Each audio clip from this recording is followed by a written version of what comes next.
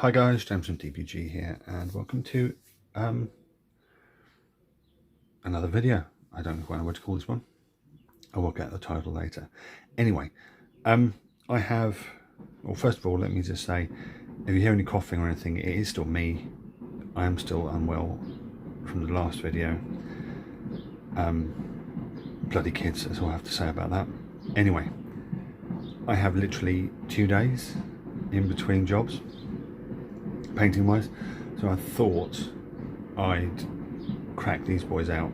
I haven't got time to paint them at all, but I do just want to talk about me and my weird listing when it comes to games. I like to have ideas. I like to do specific formations, so to say. So this, what you see before you, is pretty much it's going to be a recon sort of platoon, or a light armoured platoon with some armoured infantry. Obviously I haven't got the half tracks yet, but everything you see in front of you is a 1000 point bolt action army.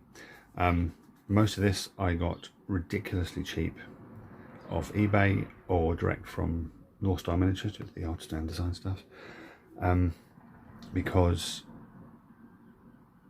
Warlord Games has just put up their prices.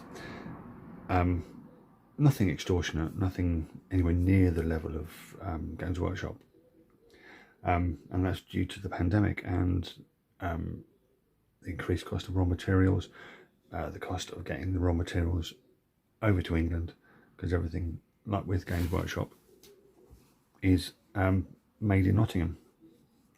So yeah, so put out the prices, but for the same price, you'll see what I get. I've got 2 10-man infantry sections, some extra guys to make a command team, light artillery piece, and a machine gun team. Get it from Warlord Games, it would have cost over £70. Get it from Artisan Design, exactly the same number of miniatures. Quality, I would say, is better. It's just a different style. It was just over £50, so it was £20 difference. So these two ridiculously cheap.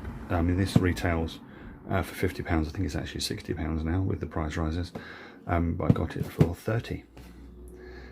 So yeah, and that, yeah, about a tenner.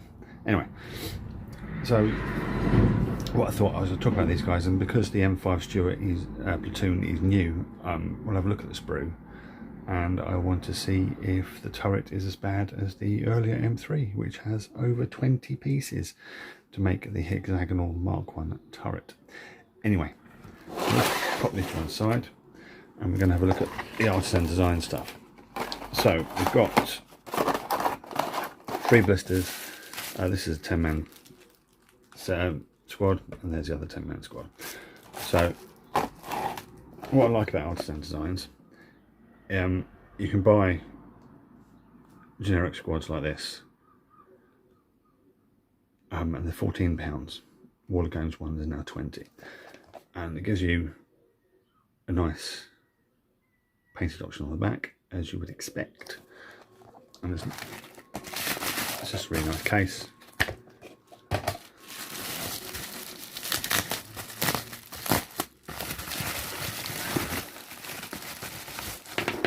And you get your 10 men.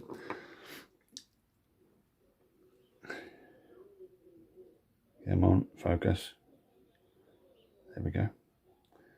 As you can see, I think I like the style of Artisan Designs.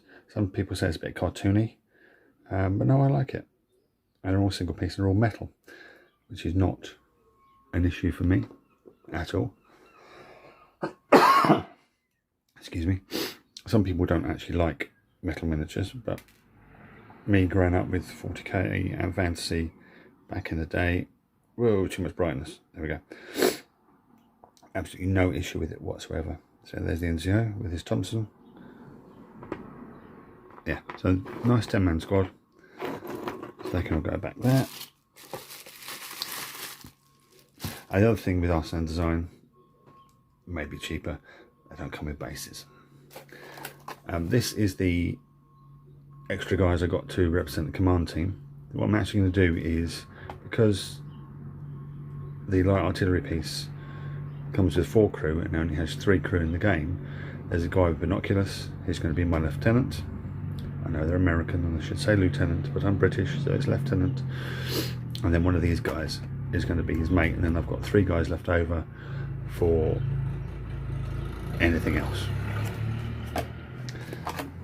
So there's the artillery piece. I'm not going to get them out of the box, but you can see, and as you can see, the gun itself is only 4 pieces, maybe 5, which is the wheels, the carriage, the gun itself, and then maybe something else I can see float around in there. Whereas Warlord Games one, it would have your traverse, your elevation wheels. Oh, Warlord Games metals can be, especially the guns, can be a monumental pain in the arse. And then last but not least, because the other squad's exactly the same, we have the machine gun, which, as you can see, again,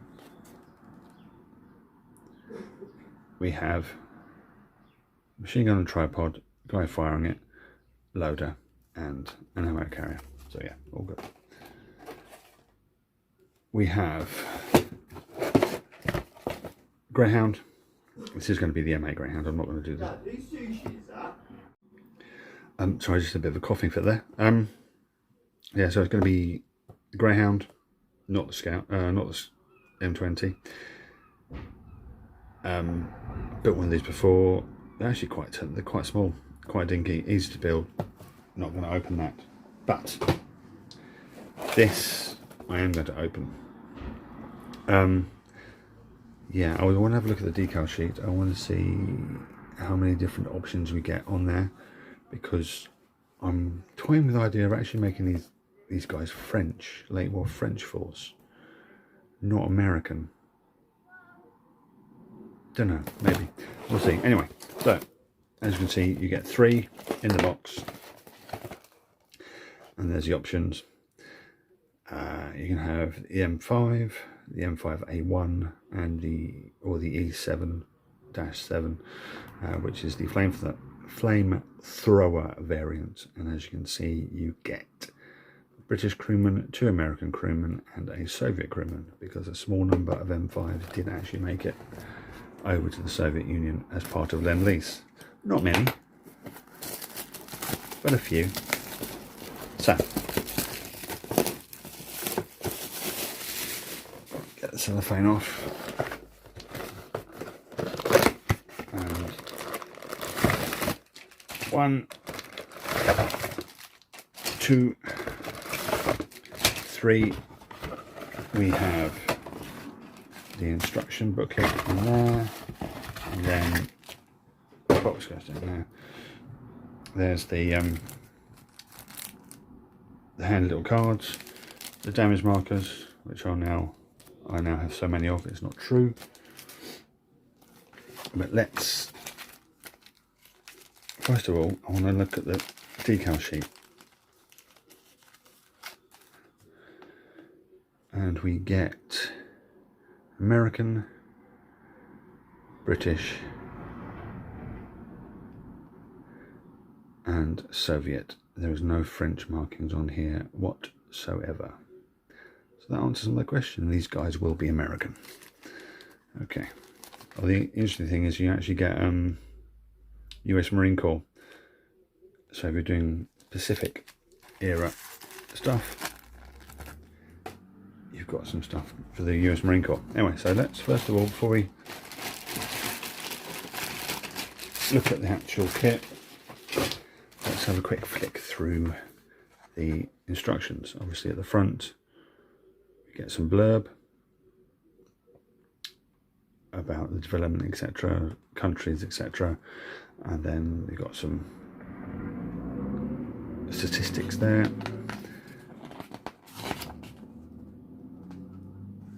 And you've got detailed more detail about the decals.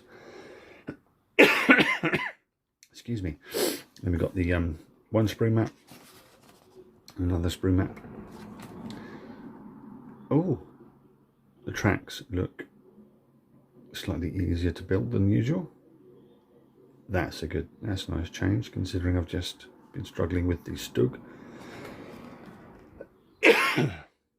which has absolutely horrendous tracks to put together. Not as bad as a Panzer III, but still bad enough. Yeah, no, these look good. These look good. Nice little notes here for the different variants you're doing.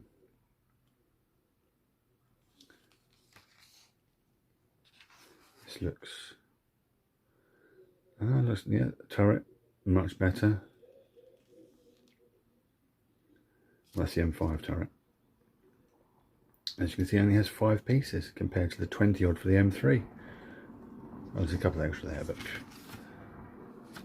yeah. That's the M5.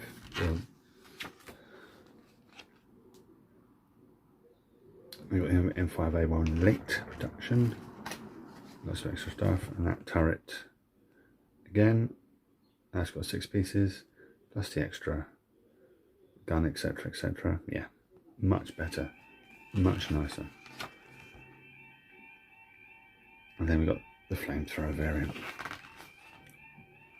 which is exactly the same turret, but obviously a flamethrower sticking out of it instead of a 37mm gun.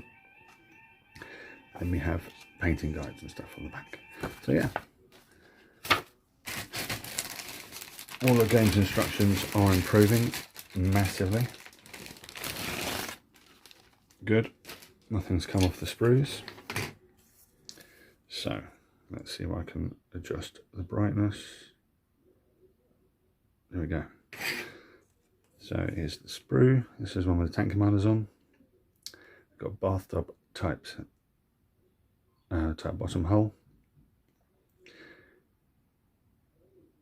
That's quite a bit of that's the M5. Oh, come on, stop it. It's the M5 West Stuart 5 turret.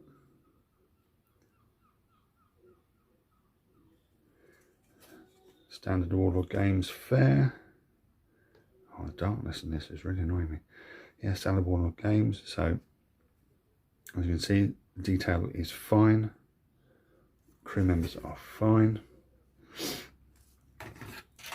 On this one, you get the top of the hull, rear of the hull, guns, side skirts, which should be fine to go on. Yeah, so yeah, I'm more than happy with that. So there you go. That's the next little project. As I said, I've only got time to build it. I have not got time to do any more than just build it and put it away in the box. And then when I get a bit of time, they will be painted. So, as usual guys, do check out all the links in the description for all the YouTube stuff, social media stuff, Patreon, sponsors, affiliates, etc, etc, etc. Feel free to click or not click. It's entirely up to you. And as always, thank you guys for watching. Take care, stay safe, and I'll catch you next time.